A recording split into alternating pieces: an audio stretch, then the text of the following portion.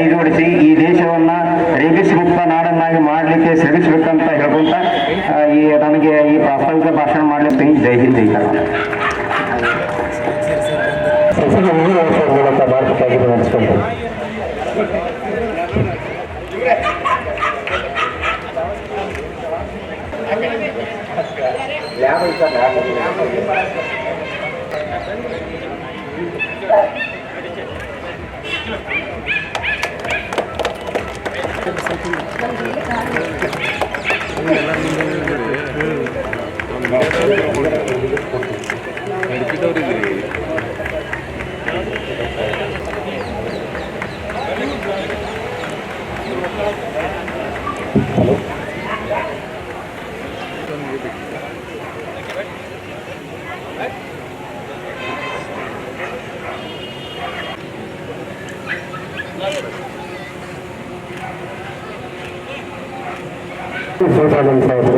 ವೇದಿಕೆಯನ್ನ ಉದ್ದೇಶಿಸಿ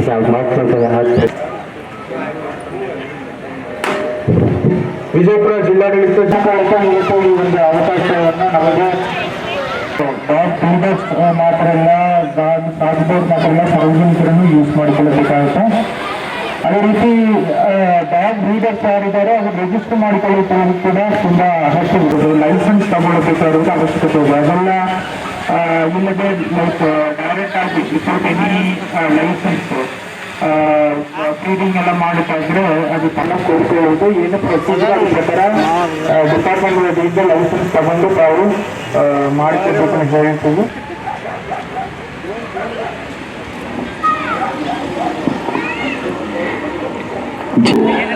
28 ಜಾತಿಯ ಶ್ವಾನಗಳ ಪ್ರದರ್ಶನ ಈ ಒಂದು ಅಂಕಣದಲ್ಲಿ ನಡೆಯಲಿದೆ. ಈ ಒಂದು ಕಾರ್ಯಕ್ರಮದ ಅದ್ಭುತ ಜಾತಿಯ ತಳಿಗಳ ವೀಕ್ಷಣೆ ಇರ್ತದೆ. ದಯವಿಟ್ಟು ತಾವ್ಯಾರು ಈ ಒಂದು ಸದಾವಕಾಶವನ್ನು, ವಿವಿಧ ತಳಿಗಳ ಪ್ರದರ್ಶನ ಪ್ರಾರಂಭವಾಗಲಿದೆ. ನಿಮಗೆಲ್ಲರಿಗೂ ಗೊತ್ತಿರುವ ಹಾಗೆ ಲ್ಯಾಬ್ರಡಾರ್ ರಿಟ್ರೀವರ್ ಇದೆ,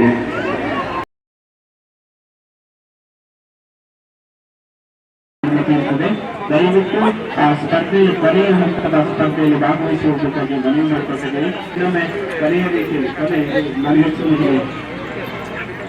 ಕೊನೆಯದಾದ ವಿಷಯ ಹೇಳ್ಕೊಟ್ಟಿದ್ದೀವಿ. ಮತ್ತು ಈವೆಂಟ್ ಬಗ್ಗೆ ನಾನು ಹೇಳಿದಂತೆ 40ರಿಂದ 50 ಕೆಜಿ ತೂಕದ ಸಾಮರ್ಥ್ಯ ನಾಯಿಗಳು 4 ಬಣ್ಣಗಳಲ್ಲಿ ಸಿಗ್ತದೆ.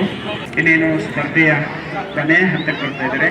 ನಾವು ದಯವಿಟ್ಟು ಅದಕ್ಕೆಲ್ಲರೂ ನಿಮ್ಮ ಸಹಕಾರ, ವಿಶೇಷವಾಗಿ ನಿಮ್ಮ ತಾಳ್ಮೆ ಮತ್ತು ಸಮಯ ನಮ್ಮೊಂದಿಗೆ ಇರುತ್ತೆ ಅಂತ ನಾವು ಭಾವಿಸ್ಕೊಟ್ಟಿದ್ದೀವಿ. ಅಂಥದ್ದೊಂದು ಕಾರ್ಯಕ್ರಮ ಈಗ ನಡೀತಾ ಇದೆ. ರಾಜಸ್ಥಾನದಲ್ಲಿ ಡಾಗ್ ಬಜಾರ್ ಅಂತ ಹೇಳ್ಬಿಟ್ಟು ಒಂದು ಮಾರ್ಕೆಟ್ ಇದೆ. ರಾಜಸ್ಥಾನದಲ್ಲಿ ಡಾಗ್ ಬಜಾರ್ ಅನ್ನೋ ಒಂದು ಮಾರ್ಕೆಟ್ ಇದೆ. ಡಾಗ್ ಬಜಾರ್ ಅಂದ್ರೆ ನೀವೇನ್ ಸಿಗುತ್ತೆ ಅಂತ ಹೇಳ್ತಾರೆ ಅನ್ಕೊಂಡಿದ್ರೆ ಅದು ತಪ್ಪು. ರಾಜಸ್ಥಾನದ ಡಾಗ್ ಬಜಾರ್ ಅಲ್ಲಿ ನೀವು ಸಾಕಿರ್ತಕ್ಕಂಥ ಗಂಡು ಪ್ರಾಣಿಗೆ ಆ ತರದ್ದು ಡಾಗ್ ಬಜಾರ್, ಅದು ರಾಜಸ್ಥಾನದಲ್ಲಿ ಅಂಥದ್ದೊಂದು ಬಜಾರ್ ಇದೆ ಅಂತೆ. ಅಲ್ಲಿ ನೀವು ಹೋದ್ರೆ ನಿಮ್ ನಾಯಿ ವಯಸ್ಸೆಷ್ಟು, ನಿಮ್ ನಾಯಿ ಗಂಡು ಹೆಣ್ಣು ಅಂತ ಹೇಳಿದ್ರೆ ಅದಕ್ಕೆ ಸಾಕಿರುವ ನಾಯಿಯನ್ನ ಸಂತಾನೋತ್ಪತ್ತಿ ಮಾಡಬಹುದಾದಂತ ಒಂದು ಕ್ರಮ ಇದೆ ಅಂತಲ್ಲಿ ರಾಜಸ್ಥಾನ. ಇಲ್ಲೊಂದು ಪುಟ್ಟ ಹುಡುಗ, ರಾಮ್ ಅನ್ನೋ ಹುಡುಗ ಬಂದಿದೆ. ಅಮ್ಮ ಎಲ್ಲಿದೆ ಅಂತ ಕೇಳ್ತಾರೆ. ಅತ್ಯಂತ ನಂಬಿಕೆ ಪ್ರಾಣಿ ಅಂತ ಇದ್ರೆ ಅದು ಶ್ವಾನ, ನಾಯಿ ಅಂತ ಹೇಳ್ತಿದೆ.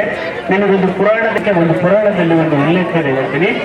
ಧರ್ಮರಾಯ ತಾನು ಸಾಕಿದ ನಾಯಿ ಅಂದರೆ ಸ್ವರ್ಗದ ನಾಯಿ.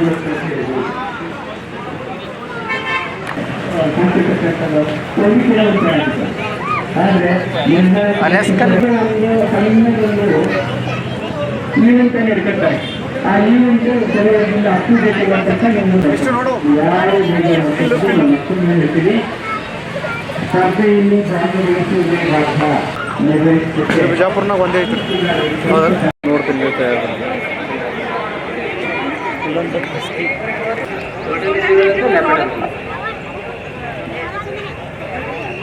ಹೋಗ್ಲಿ ಒಳಗೆ ದಯವಿಟ್ಟು ಶ್ವಾನಗಳಿಂದ ತುಂಬ ಗೂಡಿನಲ್ಲಿ ವೀಕ್ಷಣೆ ಮಾಡಬೇಕು. ಸೆಲ್ಫಿ ತೆಗೆದುಕೊಳ್ಳುವ ಸಾಹಸಕ್ಕೆ ಕೈ ಹಾಕಬೇಡಿ. ಮತ್ತೆ ಹೇಳ್ತೀನಿ, ವೇದಿಕೆಯಲ್ಲಿ ಇಟ್ಟುಕೊಂಡಿರಬೇಕು. ಸಾಧ್ಯವಾದಷ್ಟು ಮರಳಿನಲ್ಲಿ ಇಟ್ಟುಕೊಳ್ತಾನೆ. ಈ ಸ್ಪರ್ಧೆ ಆರಂಭ ಈಗಾಗಲೇ ಪ್ರಾರಂಭ ಆಗ್ತದೆ. ಯಾವ ರೀತಿ ಸ್ಪರ್ಧೆಯಲ್ಲಿ ಇರ್ತಕ್ಕಂಥ ಸಲಹೆ ಸೂಚನೆಗಳನ್ನು ಗಮನ ಇಟ್ಟು ನೋಡಿ, ಗಮನಿಸಿ ಕೇಳಿಸ್ಕೊಳ್ಳಿ. ಈ ಒಂದು ಸೂಚನೆಗಳನ್ನು ನೀವು ಬರೆದು ನಿಮಗೆ ವಿಶೇಷ ಜಾತಿಯ ಕಲೆಗಳನ್ನು ನೀವು ಇದೆ, ಶಿಕ್ಷು ಇದೆ, ಮಿನಿಯೇಚರ್ ಫಾರ್ಮ್ ಇದೆ, ನಮ್ಮ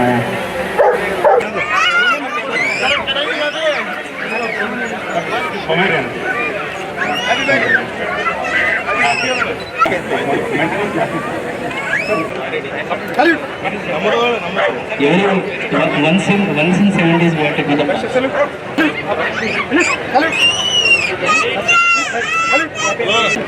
sheep Jew.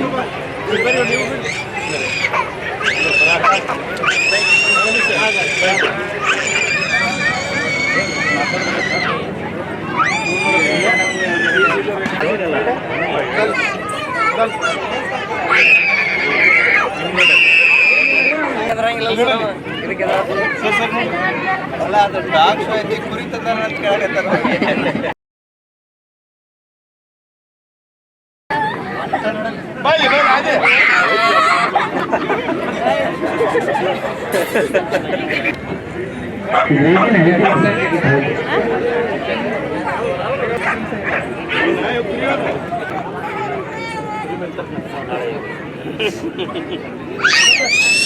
ಸರ್ ಎಲ್ಲಿ ತಂದಿರಿ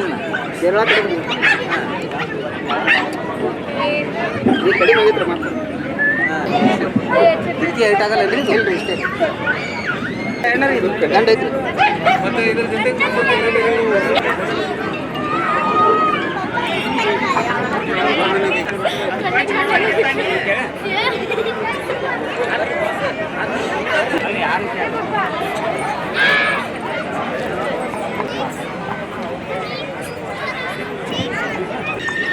ಫೋನ್ ಮಾಡೇವ್ರಿ ಬರಾಬರಲ್ಲಿ ನೋಡ್ತೀನಿ. ಹೌದು ಹೇಗೆ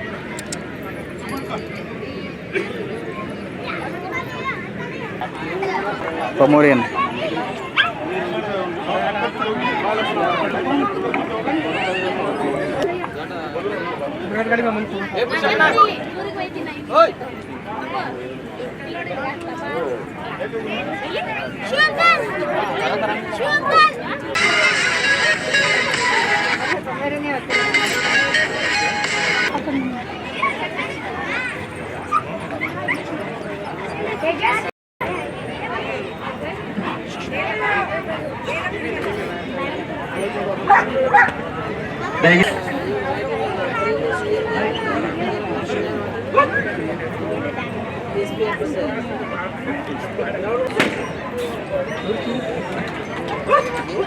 ದಯವಿಟ್ಟು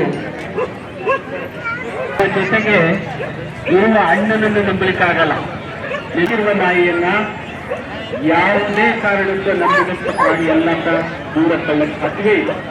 ಬೇರೆ ಬೇರೆ ತರ ಕಾಣಿಸುತ್ತೆ, ಆದ್ರೆ ಇಡೀ ಪ್ರಪಂಚದಲ್ಲಿ ಒಂದು ರೀತಿಯಲ್ಲಿ ನಾಯಿಗಳನ್ನ ರೆಕಗ್ನೈಸ್ ಮಾಡೋದು, ಗುರುತು ಹಿಡಿಯೋದು ನಂಬಿಗಸ್ತ ಪ್ರಾಣಿ ಅಂತ ಹೇಳಿ ಟ್ರೀಟ್ ಮಾಡಿದ್ರೆ, ಬಚ್ಚಿಟ್ಟಿದ್ರೆ ನಾವು ಕದ್ದು ತಿಂದು ಬಿಟ್ಟಿದ್ದೆ ಮಾಡಿದೀವಿ, ಈಗಲೂ ಮಕ್ಕಳು ಮಾಡ್ತಿರ್ಬೋದು.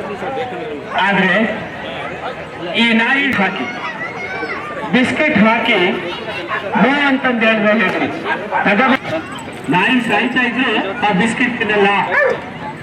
ಅಷ್ಟು ನಂಬಿಗಸ್ತ, ಅಷ್ಟು ಒಬಿಡಿಯಂಟ್, ಮಾಲೀಕನ ಮಾತನ್ನು ಅಷ್ಟು ಅದ್ಭುತವಾಗಿ ಹೇಳ್ತಿದೆ. ನನ್ನ ಅನಿಸಿಕೆಗೆ ಇಲ್ಲಿರ್ತಕ್ಕಂಥ ಎಲ್ಲ ಅತ್ಯಂತ ನಂಬಿಗಸ್ತ ಪ್ರಾಣಿ ಬಂಧುಗಳೇ ಹಾಗೂ ಡಾಕ್ಟರ್ ಮಂಜುನಾಥ್ ಕೆ ನಂಬರ್ ಕೆಲವು ಈ ಮೂರು ತೀರ್ಪುಗಾರರು ನಿರ್ಣಾಯಕರ ಪರಿಚಯ ಕೆಲವು ಅವರು ಮತ್ತು ಡಾಕ್ಟರ್ ಕಣ್ಣಿನಲ್ಲಿರುವ ಕಾಂತಿಯನ್ನು ಚೆಕ್ ಮಾಡ್ತಾರೆ. ಇವತ್ತು ಈ ಒಂದು ಕಾರ್ಯಕ್ರಮವನ್ನು ನಾವು ಹಮ್ಮಿಕೊಳ್ಳುವ ಉದ್ದೇಶ ಸಾರ್ವಜನಿಕರಲ್ಲಿ ತಿಳುವಳಿಕೆ ಜಾಸ್ತಿ ಆಗಬೇಕು, ಅರಿವನ್ನು ಮೂಡಿಸಬೇಕಂತ ಹೇಳಿ. ಯಾಕಂದ್ರೆ ಈ ಕಾಂಪಿಟೇಷನ್ ಮುಖಾಂತರ ಸಾರ್ವಜನಿಕರಿಗೆ ಒಂದು ತಿಳುವಳಿಕೆ ಸಿಗುತ್ತೆ ಯಾಕೆ ಡಾಗ್ಸ್ ಇಂಪಾರ್ಟೆಂಟ್ ಅಂತ ಹೇಳಿ, ಮತ್ತೆ ಯಾವ ರೀತಿಯಲ್ಲಿ ಅವುಗಳನ್ನು ನಾವು ನೋಡ್ಕೋಬೇಕು, ಬೆಳೆಸ್ಬೇಕು ಅಂತ ಹೇಳಿ. ಯಾಕಂದ್ರೆ ಯಾವುದಾದ್ರೂ ಒಂದು ಪ್ರಾಣಿ ಒಬ್ಬ ಮನುಷ್ಯನಿಗೆ ಒಂದು ಬೆಸ್ಟ್ ಫ್ರೆಂಡ್ ಆಗಿ ಬೆಸ್ಟ್ ಪ್ರೊಟೆಕ್ಟರ್ ಆಗಿ ಇರಬೇಕಾದ್ರೆ ಅದು ಇಷ್ಟು ಪ್ರಾಣಿಗಳಲ್ಲಿ ಡಾಗನ್ನೇ ನಾವು ಹೇಳಬೇಕಾಗುತ್ತೆ. ಅಷ್ಟು ಕೃತಜ್ಞತೆ ಇರುವ ಪ್ರಾಣಿಗಳು ಈ ಡಾಗ್ಸ್. ಈ ಡಾಗ್ಸ್ ಅನ್ನು ನಾವು ಯಾವಾಗ ಸಿವಿಲೈಸೇಷನ್ ಶುರುವಾಗುವ ಆ ಒಂದು ಕಾಲದಿಂದ ಕೂಡ ಮನುಷ್ಯನೊಂದಿಗೆ ಇರುವುದು ಡಾಗ್ಸ್. ಸೊ ಹಿಂದೆ ಹಂಟಿಂಗ್ ಅಂಡ್ ಗ್ಯಾದರಿಂಗ್ ಮಾಡುವ ಸಂದರ್ಭದಲ್ಲಿ ಡಾಗ್ಸ್ ಅನ್ನು ಯೂಸ್ ಮಾಡ್ತಾ ಇದ್ರು. ತದನಂತರ ಅದನ್ನು ಲೈಕ್ ಕೆಲವೊಬ್ಬರು ಮನೆಯಲ್ಲಿ ಒಂದು ಪೆಟ್ ಅನಿಮಲ್ ಆಗಿ ಕೂಡ ಸಾಕಕ್ಕೆ ಶುರು ಮಾಡಿದ್ರು. ಇವತ್ತು ಸೊ ನಮ್ಮ ಮೇನ್ ಪರ್ಪಸ್ ಈಗ ಪೆಟ್ ಅನಿಮಲ್ಸ್ ಆಗಿ ನಾವು ಯೂಸ್ ಮಾಡ್ತಾ ಇದೀವಿ. ಅದೇ ರೀತಿ ಕೆಲವೊಂದು ಬ್ರೀಡ್ಸ್ ಪ್ರೊಟೆಕ್ಷನ್ಗೂ ಕೂಡ ಯೂಸ್ ಆಗ್ತಾ ಇದೆ. ಉದಾಹರಣೆಗೆ ನಮ್ಮದೇ ಭಾಗದ ಇಂಡಿಜಿನಸ್ ವೆರೈಟಿ ಆಗಿರುವ ಮುದುಲ್ ಡಾಗ್ ಎಲ್ಲ ನೋಡಿದ್ರೆ ಅದು ತೋಟಗಳಲ್ಲಿ ಒಂದು ಪ್ರೊಟೆಕ್ಷನ್ಗೆ ಸೇಫ್ಟಿಗೆ ಬಳಸ್ತಾ ಇದ್ದಾರೆ. ಅದೇ ರೀತಿ ಈವನ್ ಆರ್ಮಿಯಲ್ಲಿ ಕೆಲವೊಂದು ಪೊಲೀಸ್ ಇಲಾಖೆಯಲ್ಲಿ ಕೂಡ ಈ ತರ ನೇಟಿವ್ ಬ್ರೀಡ್ಸ್ ಅನ್ನು ಮತ್ತು ಇದರ ಇಂಪೋರ್ಟೆಡ್ ಬ್ರೀಡ್ಸ್ ಅನ್ನು ಲೈಕ್ ಕ್ರೈಮ್ ಡಿಟೆಕ್ಷನ್ ಇರಲಿ ಅಥವಾ ಸೇಫ್ಟಿ ಪರ್ಪಸ್ ಇರಲಿ, ಪ್ರೊಟೆಕ್ಷನ್ ಸೆಕ್ಯೂರಿಟಿ ಟ್ರಾನ್ಸ್ಪೋರ್ಟ್ ಇರಲಿ, ಆ ಒಂದು ನಿಟ್ಟಿನಲ್ಲಿ ಯೂಸ್ ಮಾಡ್ತಾ ಇದ್ದಾರೆ. ಈ ತರ ಸತತವಾಗಿ ಮನುಷ್ಯನಿಗೆ ಯೂಸ್ ಆಗ್ತಾ ಇರುವ ಒಂದು ಪ್ರಾಣಿಯಾಗಿರುವ ಈ ಡಾಗ್ಸ್ ಇಲ್ಲಿ ಬಹಳಷ್ಟು ವೆರೈಟಿ ಇದೆ, ಬ್ರೀಡ್ಸ್ ಇದೆ. ಒಂದೊಂದು ತರ ನಾವು ನೋಡಿಕೊಳ್ಳಬೇಕಾಗಿರುವುದು ಅವಶ್ಯಕತೆ ಇದೆ. ಎಲ್ಲರಿಗೂ ಒಂದೇ ತರ ಇರುವುದಿಲ್ಲ.